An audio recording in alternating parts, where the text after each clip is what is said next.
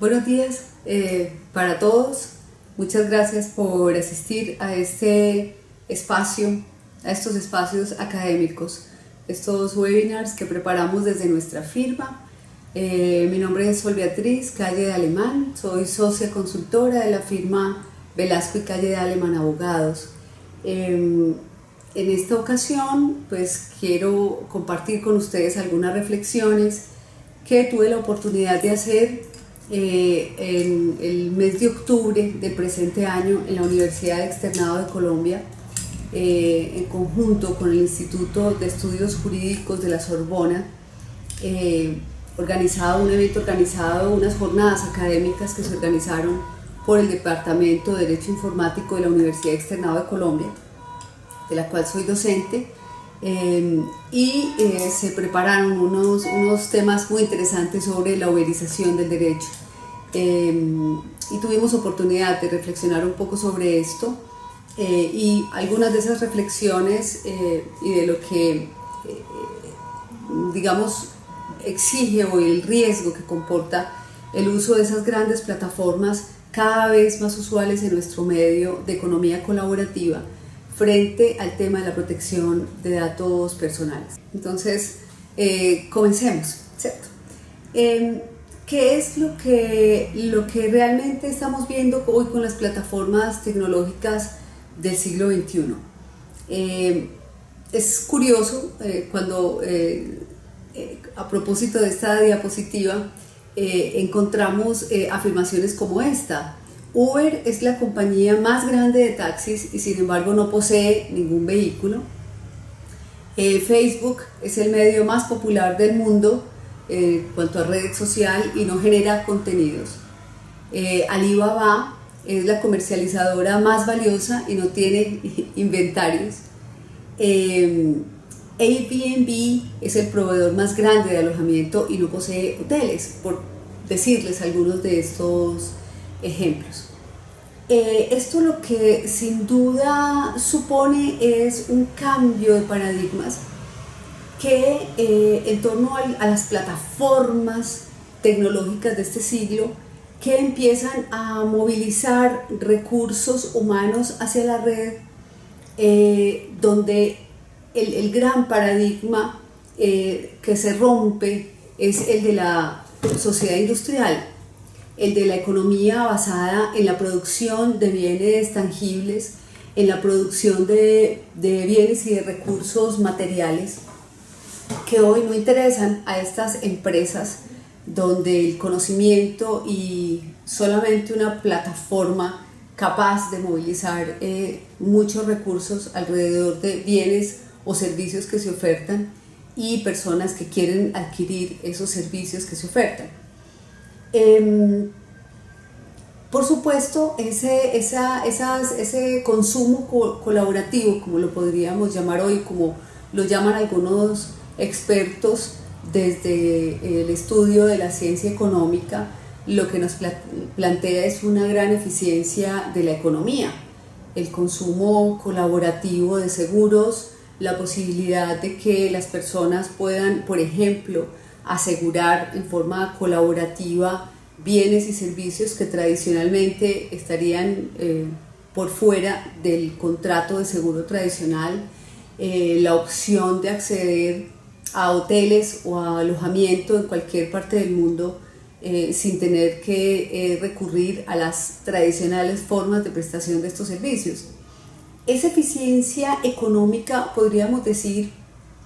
que en términos generales, lo que se ha llamado la uberización de la economía,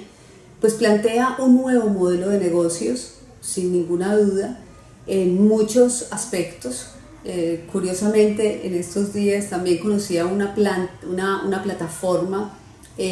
para abogados, es decir, una plataforma en la que un emprendedor está ofreciendo abogados en cualquier parte del mundo que ofertan sus servicios en esta plataforma y que de hecho tienen una consulta o deben otorgar una consulta gratuita a los usuarios con las condiciones pues, que se expresan allí, pero que le da acceso a muchas personas en cualquier lugar del mundo a un servicio que desde otra perspectiva podría considerarse muy costoso, el tener que acceder, por ejemplo, a abogados en otro país distinto al nuestro, corriendo pues los riesgos de no conocer quién es esa persona. Entonces, este fenómeno de la uberización, que sin duda tiene un poco de cabeza al mundo y que nos enfrenta a entender esta nueva realidad de los activos intangibles, podríamos decir que tiene varias características. La primera y es esta, es decir, cada vez hay más gente que quiere vivir de sus propios recursos. Es decir, cada vez tenemos las cátedras de emprendimiento de nuestras universidades que impulsan justamente eso, el desarrollo de nuevos negocios, de nuevos modelos de negocios, frente a un Estado y a una economía, especialmente en los países en vía de desarrollo como el nuestro, Colombia, que cada vez es más difícil que absorba toda la capacidad de los profesionales que salen de nuestras universidades, de nuestros centros tecnológicos, de nuestros institutos universitarios. Entonces, pues en los recursos propios se encuentra una forma de vivir, una forma de obtener un mínimo económico para poder sustentarse. Lo segundo es que hoy en el mundo igualmente cambia un poco el paradigma de la prestación de servicios en forma presencial. El teletrabajo es una tendencia. En Colombia, de hecho, tenemos una norma, es la ley 1221 del año 2008. Hay criterios económicos como también hay criterios de prestación de servicios en cuanto a la calidad de vida de las personas. Cada vez, especialmente el papel de la mujer dentro de la economía laboral se cuestiona en el sentido de dar más espacios y más tipos de empleos a las mujeres que tienen hijos menores de edad que puedan desarrollar una actividad desde su casa y que a través de un software o de internet pues puedan presentar sus resultados. También hay criterios económicos, como sucede con el valor del metro cuadrado en las grandes capitales del mundo de la tierra, un factor de productividad que lleva a cuestionar cuánto vale tener un cubículo a una persona sentada 8 o 10 horas al día y que posteriormente pues va a crear el parangón, ¿cierto?, sobre cuánto produce ese sujeto en ese cubículo y cuánto cuesta el metro cuadrado que está usando para producir o para hacer lo que hace. El teletrabajo pues se convierte en una tendencia, ¿cierto?, importante. Cada vez más organizaciones tienden a adoptar normas o reglas sobre el teletrabajo. Un tercer factor muy importante es la calidad de vida. Cada vez queremos más espacios, tiempos propios, asistimos a una generación de los millennials, ¿cierto?, como los llamamos, en donde el gusto por lo que hacen, el tiempo libre es muy importante y no lo ceden, no es cuestión de negociarse frente a la estabilidad laboral, por ejemplo, que otrora era tan importante para nuestras generaciones, el tener un empleo estable del cual se pudiera obtener una jubilación, por ejemplo. Pues ya son cosas que a estos nuevos jóvenes, a estos nuevos nativos digitales, pues no les llama la atención. Prefieren invertir su vida y su tiempo en espacios, en gustos, en hobbies donde ellos puedan desarrollar su personalidad y donde puedan sentirse a gusto.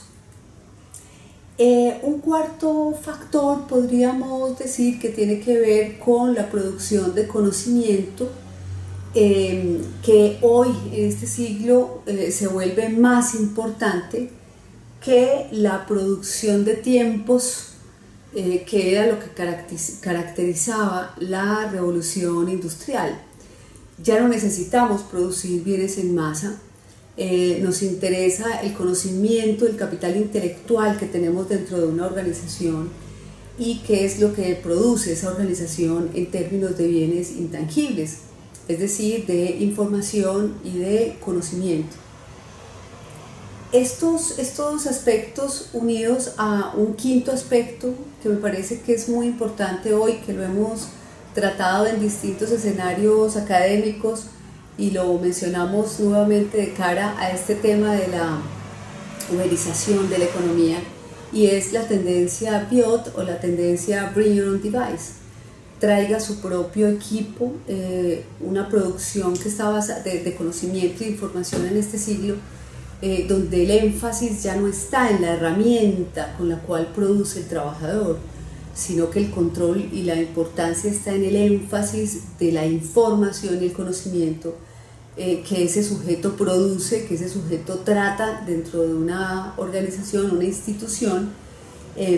lo que hace muy menos relevante con qué lo produce. Con toda la explosión, digamos, tecnológica que tenemos hoy, celular, tableta, computador, mínimo son 3 artefactos que todos ya tenemos y usamos sin duda alguna en nuestros escritorios, en nuestros puestos de trabajo. Desde esa perspectiva, pues también hay un cambio en estos paradigmas, y el uso de estas plataformas pues cada vez va a hacerse más interesante y va a hacerse más efectivo, porque los modelos de producción del siglo pasado pues empiezan a perder una gran importancia, un gran peso. Este nuevo modelo de prestación de servicios, llamémoslo así, este fenómeno que empieza a darse con emprendimientos de todo tipo en grandes plataformas buscando un consumo colaborativo que optimice costos y gastos para los consumidores, lo que desde toda perspectiva pues resulta sin duda atractivo. Y tiene asociados igual manera pues muchos aspectos positivos. Aspectos positivos como la creación de valor, ¿cierto? En cuanto a la personalización de servicios, son plataformas de distribución online que cada vez van a permitir que se llegue al consumidor con lo que le gusta. Si a esto además le unimos todo el fenómeno de Big Data o de analítica de datos a gran escala, pues vamos a encontrar mucha más eficiencia en estas plataformas, que van a saber qué quiere el consumidor, dónde lo quiere, cuál es su presupuesto, a través de unos medios cada vez más interesantes de mercadeo y de herramientas de uso, especialmente hoy en redes sociales. La atención se hace a través de redes masivas, a propósito de Facebook, por ejemplo, como un gran escenario de red social, donde pues ya no tenemos que gastar en muchas personas haciendo un servicio postventa de asuntos y de cosas que ya las mismas plataformas permiten hacer, y que permiten hacer incluso con las aplicaciones app que hoy tenemos también en todos nuestros teléfonos y en todos nuestros celulares y servicios de telefonía. Por supuesto, disminuyen los costos de atención al cliente. Esto redunda dentro de una institución en menores costos dentro de toda la cadena productiva. La idea es que esto pudiese impactar el precio de los bienes y servicios por los menores costos que se pueden dar dentro de esta cadena, y que sin duda van a cuestionar los modelos económicos ineficientes. El ejemplo clásico es lo que sucede con el servicio público de transporte, donde vamos a encontrar un servicio público que cada vez se hace más costoso, donde se pagan unos derechos, unos cupos, donde a veces la seguridad que el Estado le exige a los transportadores no es la que siempre se cumple. Entonces decíamos que sin duda pues estas plataformas y esta economía colaborativa, que algunos han denominado uberización, pues cuestionan modelos económicos ineficientes, y son modelos ineficientes, como sucede, lo explicaba con el tema del transporte público, de los taxis. Nuestro Estado sin duda tiene un enorme problema judicial de aplicación de las normas y de poder llegar a exigirle a estos proveedores de estos servicios en vehículos públicos, de servicio público, pues el cumplimiento de una serie de requisitos que no afecten a los pasajeros con lo que es de notorio y público conocimiento. Cuando los particulares entran a poner a disposición de ese consumo colaborativo sus propios automóviles con unos requisitos de vigencia, con unos requisitos de atención, de personas un poco más preparadas, claro, hay un cambio, hay un modelo económico que por supuesto se queja porque sin duda tiene muchos más costos de producción y de prestación de ese servicio, con los cupos y con lo que se debe estar pagando en este caso por el servicio público, dineros que a veces alcanzan unas sumas multimillonarias y que también desconocemos realmente a quién benefician, si es a ese conductor de ese taxi, por ejemplo, o si estamos hablando del beneficio de unas empresas que cada vez pues, tienen más vehículos de estos y posiblemente menos preocupación por el tipo de personas que están prestando ese servicio. En fin, que igualmente podríamos mirarlo en el caso de los hoteles, de sus modelos económicos donde la ocupación a veces no es tan alta como se espera por unos costos muy altos, salvo en ciudades que permanecen, digamos, patrimonios históricos, como le sucede a Cartagena en nuestro país, donde digamos que permanentemente están o tienen un flujo de turismo muy importante. Por lo demás, pues ya empiezan esos modelos de hoteles tradicionales a cuestionarse y a reinventarse un poco de cara a estas nuevas economías colaborativas. También crean valor a los bienes que se poseen, pero que representan a veces una carga de sostenimiento porque no producen. Es el caso del particular que tiene un inmueble o que tiene un automóvil que pues, le presta un servicio, pero que posiblemente su mantenimiento y su sostenimiento implique un valor que no está directamente relacionado con ese servicio que presta. Imaginen a alguien que tiene que dejar su automóvil parqueado todo el día en un lugar, en su lugar de trabajo, pues habría sin duda una ineficiencia en la producción de ese bien. Cuando esas personas se afilian a Uber, por ejemplo, pues encuentran una forma de sostener ese vehículo, de sostener ese bien, ese patrimonio, lo que sin duda pues le genera un valor adicional porque se pueden librar, entre comillas, los costos de ese patrimonio o de ese bien. Entonces, son muchos beneficios y sin duda la economía colaborativa es lo que está mostrando. Para el consumidor igualmente, pues el mayor beneficio se reporta en los precios y el acceso a bienes y servicios que en otras condiciones no se podrían adquirir, como sucede con el caso de los hoteles, y pues de servicios o de bienes que pueden ser mucho más, digamos, amables que lo que ya existe hoy en el mercado. Pero estos modelos también comportan riesgos, es decir, si bien tenemos pues, una lista económica desde la economía de buenos resultados para estos tipos de modelos colaborativos, el uso de negocios y de emprendimientos a través de estas plataformas, digamos que hay riesgos y por supuesto riesgos que analizamos en nuestro caso desde la perspectiva del compliance o desde la perspectiva de las normas jurídicas. Riesgos que estriban especialmente en el mundo laboral, en la prestación de servicios. Hay menos estabilidad laboral, ¿cierto? Porque sin duda los entornos tradicionales de prestación de servicios pues están acondicionados para que las personas puedan estar allí, puedan prestar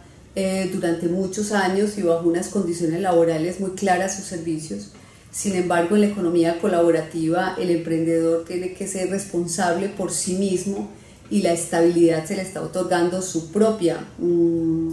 digamos que su propia actividad. Mientras trabaje o mientras esté ejerciendo esta actividad o prestando su servicio en estas plataformas, a través de estas plataformas, pues obtiene recursos, pero si no lo hace, no los obtiene. Dos, y quizás uno de los aspectos más importantes, es el esquema de protección social. En países como el nuestro, Colombia, en donde la universalidad del sistema de protección social pues no es una realidad. Entonces, mucho menos cuando la prestación de servicios se hace de forma pues particular, permítanme la expresión, muy al aire libre de lo que cada cual quiera. Un conductor de Uber pues afilia su automóvil y digamos que lo trabaja cuando quiere, en el momento en que quiere y cuando le convenga. Esto genera también cierta informalidad en relación con la seguridad social. El Estado no puede controlar que en efecto esas personas estén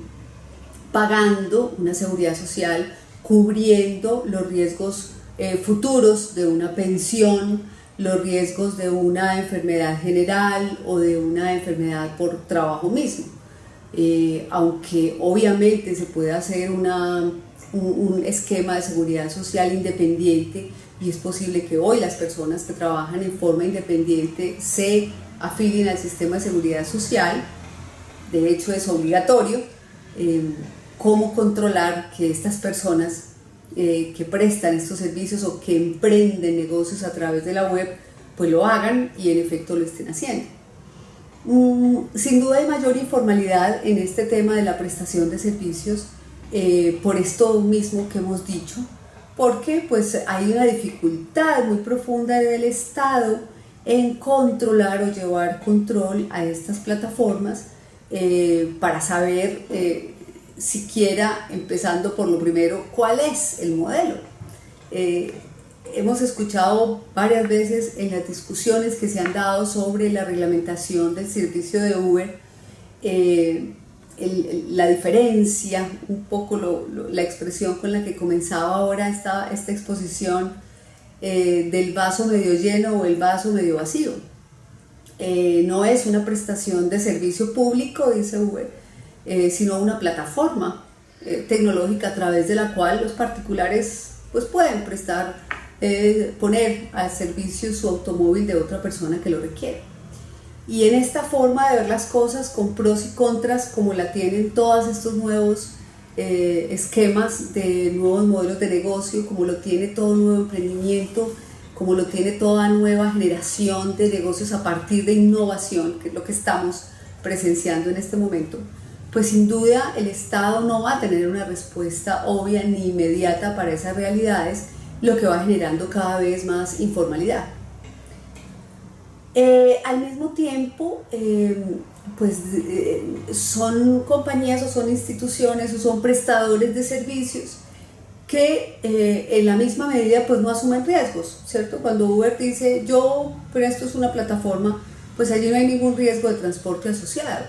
Es una especie de corredor, como lo conocemos en el derecho mercantil, que junta, por decirlo de alguna manera simple,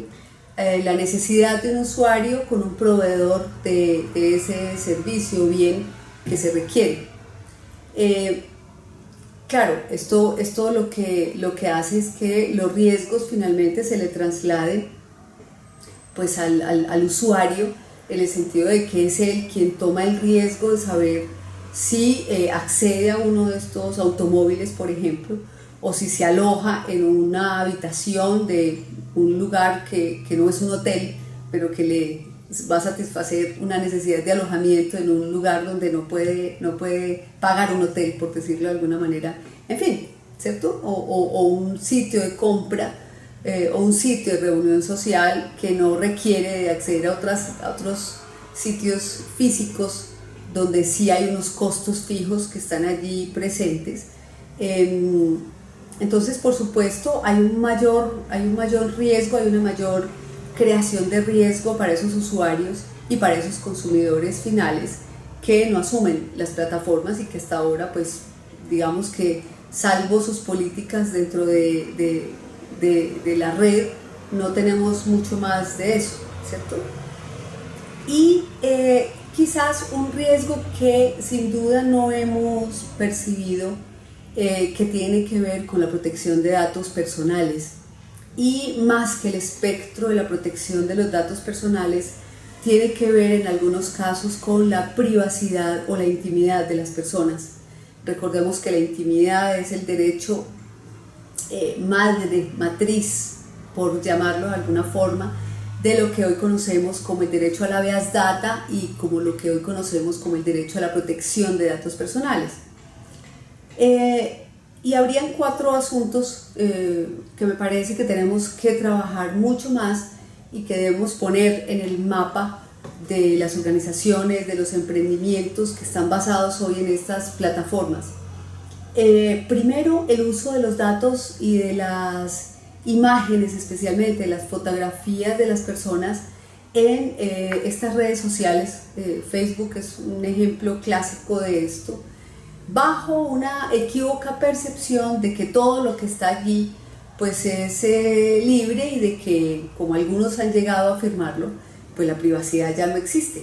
en estas redes sociales o en Facebook, por ejemplo, como le llegó a decir su fundador en algún momento. Es decir, la privacidad ha muerto porque en esta red social pues compartimos todo. Cada vez más los jóvenes toman sus fotografías y le cuentan al mundo qué están haciendo, por qué lo están haciendo, en fin. Es una nueva tendencia, una nueva forma de encontrarse socialmente entre las personas, pero que sin duda alguna está y conlleva riesgos muy altos, no solo sobre el uso de los datos personales como las imágenes o las fotografías, que pueden usarse de amigos, de los mismos grupos de personas que conforman esa red, sino también en la invasión a la privacidad y a la intimidad que con algunas de estas propuestas o de este tipo digamos, de acciones, de bienes y servicios que se quieren prestar en forma colaborativa, pues qué mejor que una red social, pero con esa equívoca percepción, repito de nuevo, reitero, de que la privacidad no existe en la red social. Y resulta que sí existe, y ya hay algunos pronunciamientos muy interesantes de la Corte Constitucional en sede de revisión de tutela, en los cuales ha dicho que el régimen legal y normativo sobre intimidad y protección de datos personales pues se aplica también a las redes sociales. No podríamos evadir, digamos, la responsabilidad de usar datos personales o de inmiscuirnos en la privacidad y la intimidad de otras personas, sobre pretexto de que en los espacios de redes sociales prima la libertad de expresión. Esto es una concepción equívoca y no significa que las normas que existen sobre protección de datos y su aplicación a las redes sociales pues sean una especie de mordaza para el derecho a la libertad de expresión. La libertad de expresión, el derecho a informarse y la intimidad hacen parte de la misma moneda. Son dos derechos fundamentales, no cabe duda. La libertad de expresión como un bastión fundamental de las sociedades democráticas, pero que no es absoluto, que igual que la intimidad tiene límites, y su límite natural es justamente la protección de las personas, la protección de lo que exponen. Su intimidad, que ya no solo se habla por la Corte de una intimidad personal o familiar, sino también de una intimidad social, de una intimidad de gremio, es decir, de asuntos reservados, muy personales, que tenemos todas las personas, todos los seres humanos, y que queremos mantener en reserva. Esto puede estarlo impidiendo justamente dentro de las redes sociales, pues el uso de esto o la prestación de estos servicios, la oferta de estos servicios dentro de las redes sociales, buscando esas economías colaborativas. No habría un mejor escenario donde encontrarlo que una red social como Facebook, pero que, repito, conlleva riesgos si no tenemos claros estos límites y si no tenemos también claro el límite de la libertad de expresión en relación con estos derechos de intimidad y protección de datos de otro lado que tenemos todas las personas. Un segundo aspecto que me preocupa bastante y es, claro, estas plataformas cada vez quieren llegar a la portabilidad y a la usabilidad de los datos de manera muy simple, y hoy estamos presenciando un fenómeno, yo diría que masivo, en la creación de apps. Cada vez todos estos emprendimientos quieren y buscan que a través de nuestros teléfonos celulares, que a través de nuestras tablets, es decir, de toda la tecnología que usamos, que llevamos con nosotros, pues podamos acceder a esas plataformas, porque son para eso, y podamos conectarnos con el mundo de una manera muy fácil, muy ágil y muy sencilla. Estos emprendimientos necesariamente deben tener hoy el check dentro de su checklist de requerimientos en software, en plataforma, en modelos cloud computing, como se llamen, o como se quiera adoptar el uso del servicio o la provisión de los bienes y los servicios a través de la web. Repito, debe necesariamente chequearse la privacidad como un requisito de compliance, como un requisito de cumplimiento, sin el cual va a ser muy difícil que podamos crear ese tipo de herramientas, mucho menos usarlas cuando estamos recolectando datos. Cuando hay datos, y diríamos que datos en dos vías, datos de los prestadores de esos servicios, piensen en la plataforma de abogados que les comentaba hace un rato, donde hay abogados de todas partes del mundo, con muchos de esos países del mundo hoy reglados en temas de protección de datos personales, y datos de esos usuarios, de esos consumidores que además, y bajo esas nuevas precisiones que nos permite hacer el Big Data, pues cada vez queremos hacerle, como lo comentaba ahora al inicio también, productos y servicios más personalizados. Sin duda, de una conducta o de una petición, por ejemplo, de automóviles, de servicio de transporte a través de la plataforma de Uber, no cabe duda que para Uber hay un rastro de información, hay un rastro de comportamientos de un usuario, las horas en que sale, cuándo solicita un vehículo de estos, qué sitios frecuenta, con cuánta frecuencia lo hace, en fin, podría tener muchísima información de carácter personal asociada con un sujeto que sin duda sería de interés de otros grupos empresariales o otros grupos que quieren también conocer sobre esa persona, sus hábitos de consumo, etc.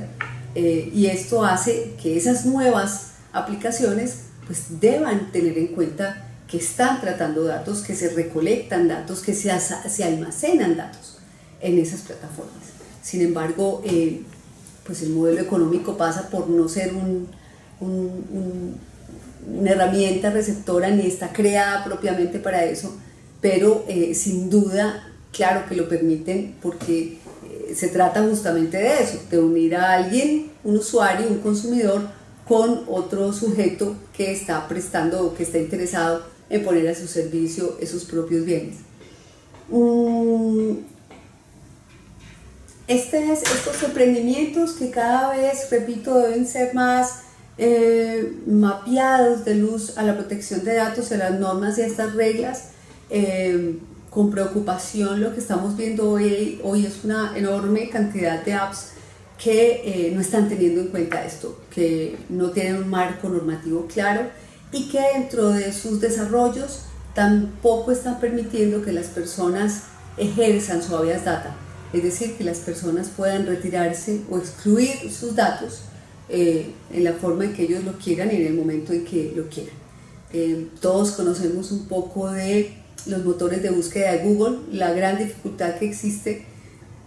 de que con la capacidad tecnológica de su motor de base de datos, digamos, pueda Google garantizar que la información queda totalmente suprimida o una fotografía. Lo mismo pasa con Facebook. También conocemos muchos casos donde las personas de alguna manera, y como lo ha dicho la Corte, se enfrentan a un estado de indefensión porque no pueden sacar sus datos, por más que puedan darle un delete, un borrar, los datos no se pierden de la red. Google es capaz de encontrarlos, y esto a propósito del famoso derecho al olvido. Facebook es también capaz, su tecnología, de en sus memorias guardar esos datos, y esto lo que obviamente genera es una problemática muy seria de cara a las normas sobre protección de datos personales, especialmente en los países en que tenemos unas normas y unas reglas que nos van a obligar a estar al día con el cumplimiento de estas normas si queremos tratar datos. Un tercer aspecto que me parece que también tenemos que estudiar e investigar alrededor de la protección de datos tiene que ver con el uso de datos en un contexto global. Es decir, se desconoce la ubicación de los actores dentro de la plataforma. En la plataforma colaborativa puede incluso tenerse sujetos de otro lugar del mundo compartiendo la misma habitación que en otro país totalmente distinto de los dos usuarios, y con un propietario que quizás tampoco esté ubicado en el lugar donde está ubicado el inmueble. Es decir, hay una desubicación espacial, y esto, pues de cara a la protección de datos personales, lo que sugiere es que no todos los países tienen normas de protección de datos personales, primero, lo que haría desde la perspectiva de la jurisdicción y la competencia para nosotros los abogados muy difícil poder darle solución a conflictos en distintos países o en distintos entornos globales. Y lo segundo es el control sobre la data. Va a ser muy difícil igualmente que esos sujetos ubicados en distintas partes del mundo, pero que acceden a los datos de los usuarios y de los consumidores, pues podamos saber incluso a qué otro tratamiento de datos nos estamos enfrentando. En los ejemplos que les ponía ahora, pues digamos que una plataforma que pueda estar reconocida o bien oficinas como las de Uber, donde digamos que tiene una ubicación espacial, pues podría encontrarse allí como un filo de cumplimiento, en el sentido de que hay un puesto, un lugar de trabajo en el que yo pueda irme a quejar por alguna razón dentro del servicio. Cuando estos escenarios no están pensados de solución de controversias, escenarios de solución de controversias no están pensados también en forma global, como está pensada la prestación del servicio, pues esto va a ocasionar problemas porque no sabríamos quién tiene los datos, qué están haciendo con los datos, tampoco nos están diciendo qué pueden hacer, porque como lo mencionaban en la capítulo anterior, las aplicaciones no están pensadas para preguntar o para solicitar autorización, ¿cierto? No hay un clic electrónico dentro de estas aplicaciones que a mí me permita decir sí acepto, o una política de privacidad clara donde también me diga dónde puedo solucionar los problemas, o más aún, lo mínimo, donde puede existir un canal de habeas data de este tipo. Entonces, claro, el uso de los datos en ese contexto global pues pierde todo control, pierde, digamos, que la dinámica que las normas han buscado o pretenden tener, y es que haya un uso o un control por parte del titular del dato sobre su información, con independencia de quién la tenga. Y finalmente, quizás ese descontrol lleva como a una segunda consecuencia, y lo que constituiría este cuarto aspecto que quería compartir con ustedes, o sobre los cuales más bien surgen más preguntas que respuestas, y sobre los que llamo un poco a que pensemos sobre este tema, y es la ubicación internacional de datos sin medidas de seguridad. Es decir, dentro de todo el régimen de protección de datos, y posiblemente muchas personas me han escuchado esto en algunos de los foros en los cuales comparto reflexiones o formamos o capacitamos personas en temas de protección de datos. Dentro de todo ese esquema de principios, todos son fundamentales, todos deben ser objeto de conocimiento, pero quizás, a mi modo de ver, el principio más importante que tiene todo el régimen de protección de datos y alrededor del cual me parece que gira todo el tratamiento es el principio de seguridad del dato. Cuando la seguridad es una constante, cuando la seguridad aparece de forma diáfana y clara, el consentimiento no es un problema. Los titulares de los datos, piensen ustedes como titulares, sin duda autorizamos hoy día muchos de los tratamientos de los datos. Nos interesa que nos lleguen eventos, capacitaciones, todo lo que es de nuestro interés es importante que lo autoricemos porque queremos estar dentro de este mundo global y no tenemos ningún problema en otorgar esa autorización que tanto le preocupa a las empresas y a las instituciones. El problema es cuando yo no tengo la garantía de seguridad de qué hacen con mis datos adicionalmente, de cómo están mis datos, de si es posible que a la entidad a la cual entrego mis datos pueda ser hackeada o pueda presentar fallas de seguridad de la información. No en vano me parece a mí que es tan exigente la norma y ha sido también la superintendencia en reiterar en muchos apartes de la circular, del inventario del registro, de la norma, etcétera, el tema de la atención de incidentes de seguridad de la información. ¿Cómo vamos a atender esos incidentes? ¿Cuál es el campo normativo, el equipo que esté preparado para poder darle respuesta a un incidente de seguridad?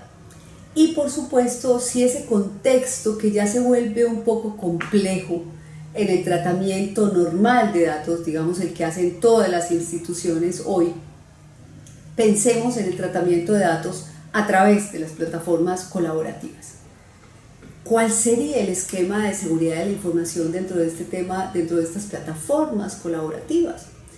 La seguridad, como nos la plantea la ISO, los controles y las buenas prácticas que hasta ahora hemos venido trabajando, ¿serían suficientes para poderle garantizar al titular del dato que entrega su información en Airbnb o en Uber, por ejemplo? ¿Seríamos capaces de darle una respuesta de seguridad de la información, desde la seguridad de la información, a estos usuarios, especialmente teniendo en cuenta ese contexto y esa ubicación internacional de los datos? Respuestas tecnológicas, ¿las tendríamos? Posiblemente sí. Respuestas administrativas, control, lo que ahora reflexionábamos un poco sobre solución de controversias en relación con ese mal uso de los datos. Medidas físicas de ubicación, dónde estaría la información, que precisamente por ese concepto colaborativo masivo de usuarios, que es a lo que tienden estas redes, a lo que tienden estas plataformas,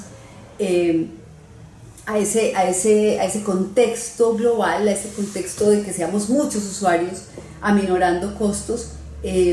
¿cómo serían las respuestas de los estándares internacionales de seguridad de la información que hoy conocemos?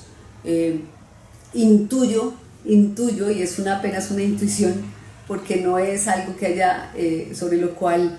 haya desarrollado algún proyecto de investigación, pero intuyo que se quedan cortas y que posiblemente en esas prácticas no estemos avisorando la posibilidad de que los consumidores y que hoy muchas instituciones estén pensando en crear, en participar, en unirse a estas plataformas para ofertar sus bienes y servicios. De hecho, una de los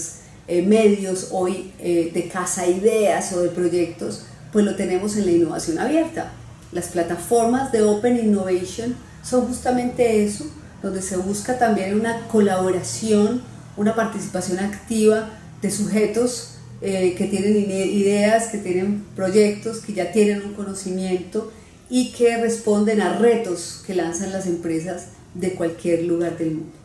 Si esto se vuelve un tema complejo desde la propiedad intelectual, creo que podría volverse un tema mucho más complejo desde la perspectiva de la seguridad de la información. Y esto pues finalmente todas estas reflexiones, estas preguntas que dejo abiertas a través de este espacio académico, pues lo que nos llevan básicamente es a realizar un poco más de investigación, de incluir estas temáticas en nuestros discursos académicos, en los proyectos de tesis de nuestros alumnos, en fin, en los espacios donde la universidad, la academia puede ayudarnos a encontrar respuestas y a desarrollar esos productos, a desarrollar un poco esos esquemas, por lo menos desde el compliance, en mi caso, que respondan a esta nueva tendencia de economía colaborativa y a esta nueva tendencia que sin duda pues nueva, porque no la teníamos, no la conocíamos, es el nuevo paradigma después de la revolución industrial, pero que sin duda va a comenzar a imponerse, no solo a nivel global, como lo estamos viendo con algunas de estas grandes empresas que mencionaba al comienzo, Alibaba, Uber, Airbnb, Facebook, etcétera, sino que cada vez pienso que va a ser unos modelos de negocio que cada organización va a ir implementando de la misma manera. Algunos ya existen en materia de seguros, por ejemplo, con el Wisura, que es un seguro que lanza Sura, donde las personas pueden de forma colaborativa pues, acceder a un seguro de lo que más les interese a ese grupo asegurar. Y estos nuevos fenómenos que comienzan siendo grandes pero que empiezan a impactar los distintos áreas, productos, servicios que ya de forma particular vendemos las compañías, pues va a resultar en un enorme reto para la seguridad de la información, para la protección de datos personales, para los jefes de privacidad que tienen, por lo menos en Colombia, unas normas y unas reglas muy claras sobre el cumplimiento de la ley. Habida cuenta de que, y podríamos concluir con esto, las normas no se hacen pensando ni en la tecnología que usamos, ni en el espacio en el cual ejercemos diariamente y cotidianamente nuestras acciones. La norma es general, rige en cualquier espacio, llámese internet, ciberespacio, oficina, centro de la ciudad, rige en cualquier escenario. Y el gran reto de los que trabajamos de cara a la tecnología, todos estos nuevos fenómenos tecnológicos, es ver cómo esas nuevas reglas, cómo esas nuevas plataformas, esa nueva tecnología se entiende de cara a estas normas, que en el caso de la protección de datos son bastante exigentes, ya lo sabemos, que incluso nos van a llevar a que frente al reto que tenemos con el Registro Nacional de Base de Datos, pues igualmente reportemos ante la superintendencia esos datos que tratamos. ¿Dónde están los datos? Los tratan las grandes plataformas, los tratan los conductores de Uber, los tratan los usuarios. Es el nuevo mundo al cual nos enfrentamos y sobre el cual pues quería dejarles algunas de estas reflexiones en esta corta charla, respecto de lo cual podríamos pues previamente agradeciendo su atención, que hayan estado presentes acá, pues si hay alguna pregunta o hay alguna inquietud que quieran compartir. Recuerde que nosotros grabamos estos webinars, estos espacios quedan grabados, pueden compartirlos a través de nuestro canal de YouTube. La idea es generar este ecosistema de personas que trabajan en TIC desde distintas perspectivas, auditores, ingenieros, seguridad de la información, en el caso nuestro compliance, jurídicos, normas, etcétera, de que cada vez tengamos más aspectos, digamos, más preguntas y más temas académicos sobre los cuales tratar.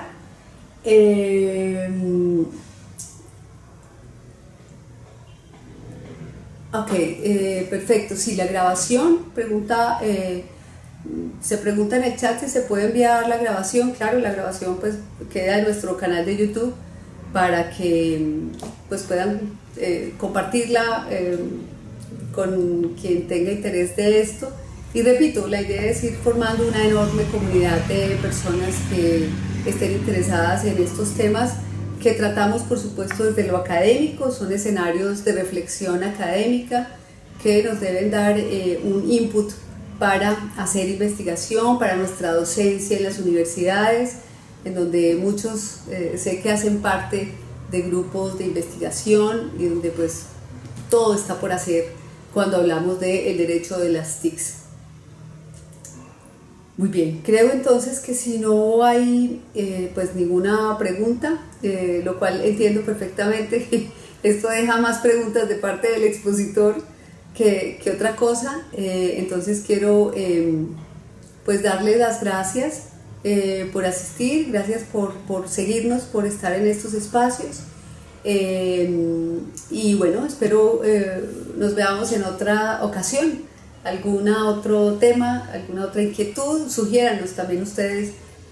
temas y asuntos que les llamen la atención y sobre los cuales podamos generar algunas reflexiones o algún espacio, algunas ideas de cómo tratarlos. Hasta la próxima ocasión y nuevamente gracias.